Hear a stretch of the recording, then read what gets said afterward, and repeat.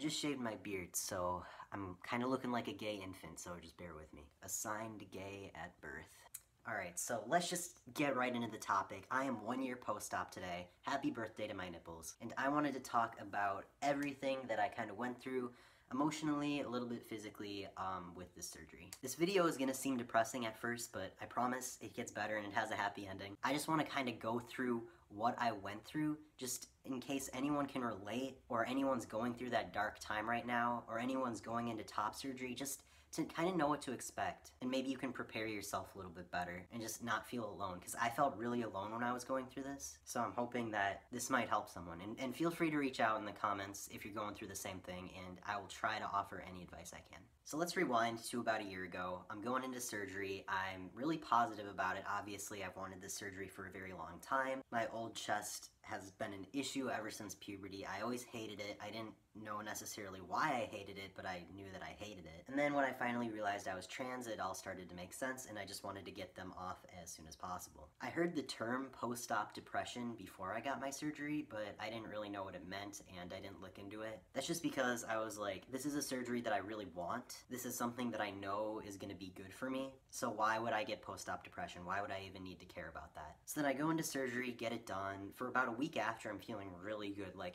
euphoric almost. Just so fucking happy to look in the mirror and just see my chest be completely flat. And then I guess I kind of just thought that because I had to wait a week before I could go back to work and school and everything, that after a week I'd just be fine. But I didn't really think about the fact that this was going to be a very long healing process. It's a major surgery, but a lot of times the trans community kind of glosses over that, like, this is just something you get done, this is just something you do and you get on with your life. But you don't really think about the fact that they're cutting you open, literally, and taking something out of your body. It's very traumatic even when you want that thing gone. The weeks go by, I'm not really getting any feeling back in my chest. The scarring's getting pretty bad. No major complications, thankfully. But I go back around 2 months for my post-op, and my doctor says that my scarring is starting to turn hypertrophic. If you don't know what that means, that just means that the scars that you have aren't flat. They're raised off your body, and that happens to a lot of people the first couple months after. So he was like, it's okay, don't worry about it, just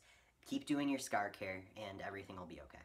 So months pass after that and it's not really getting any better. It looks like it's starting to get a little bit worse. I still don't have any feeling in my chest at all, and I start getting really, really sad about it. I start thinking to myself, did I just trade one problem in for another? Did I just irreversibly damage my body? And it's scary to think about too, because even though dysphoria isn't a choice, going and getting that surgery when I did with that surgeon, or at all, was a choice that I made, and one that I knew I was gonna have to live with the rest of my life. So it started all piling up and it started getting really overwhelming. And then one day I finally just think, my God, did I just make a huge mistake? Because that's kind of what happens when you get into that depressive mode. You don't start thinking about all the positives that come out of something. It's kind of like you just focus on everything bad that happened, and your mind just goes to the darkest place. So then I start thinking, did I make a mistake transitioning in general? I was at the point where my dysphoria had gotten so much better that I completely forgot how dysphoric I was before I transitioned, which sounds like a really good thing.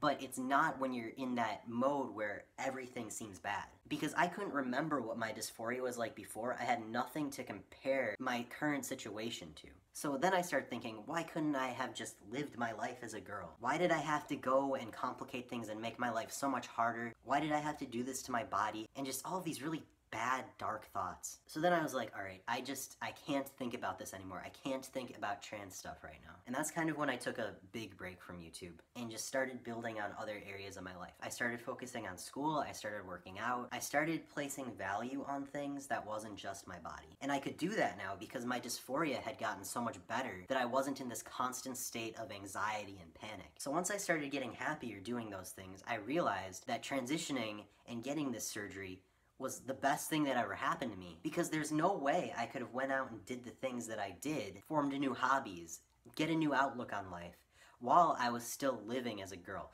because I was so dysphoric that everything I did back then just felt like I always had this gray cloud over me that I could just never get rid of, because I wasn't being honest with myself and I wasn't being authentic to other people. But after I transitioned, I started being more honest with myself, and I started being able to handle harder things like this surgery and transitioning and everything. It's just this positive cycle that I just never would have been able to get into if I hadn't transitioned. I don't know if all of this makes sense. I really hope it does, but I'm in a much better place now than I ever was or ever could have been. And even 1 year post-op, my scars are still really bad. My nipples have scarring. I can't really feel my chest. And of course it sucks, but I have so many other positive things in my life that I'm just not focused on this. Am I 100% happy with my chest? No. No, not even close. Am I happier with it now than I was before my surgery? 100% yes. I mean, I can wear white t-shirts. I can go shirtless. I went shirtless at the beach in the Cayman Islands like a few months ago, and I was really insecure because I have scars and I just thought it would out me, but nobody even noticed. Nobody cared. It just felt normal. And of course, the best part, I don't have to bind. I do not miss the days of binding. I can go to the gym and I can work out and it just feels normal. So I'm going to show you my chest now, and if you don't want to see it, you can click away. But I'm going to show it to you, so here it goes. I've been working out a little bit, nothing insane, but so this is my chest now. These scars are still raised and they're still pretty red. They should definitely be flatter and more faded, but you know, I'm happy with it. I'm also getting some chest hair coming in, so that might just end up covering the scars, which would be great. My nipples are like kind of fucked. Like my nipples are what I'm most upset about, especially this one. They're just kind of like raised off my chest a little bit. My doctor said that he could inject my scars on my nipples to flatten them out a little bit, but I just want to wait a little while longer to see if they go down by themselves. I'm still massaging and doing the silicone. So we'll see. Will be interesting. You can kind of see my nipples like raised through my shirt right here. I don't know. Could you guys notice it throughout the video? Like, is it noticeable, or are you just noticing it now because I said it? I'd really like to know. That pretty much wraps it up. Again, if you're going through the same thing or you have any questions or anything like that, feel free to leave a comment below. What do you guys want to see out of this channel? Because I kind of want to make videos again just because, I don't know, feel like getting back into it, but I don't really know what you guys want to see. You guys want to see more political stuff, some more funny stuff, some more trans-related stuff, or should I try to combine the three somehow? Well, whatever you decide, just let me know. I'll be here reading comments, probably, unless I forget, in which case, sorry. Alright, see you guys later.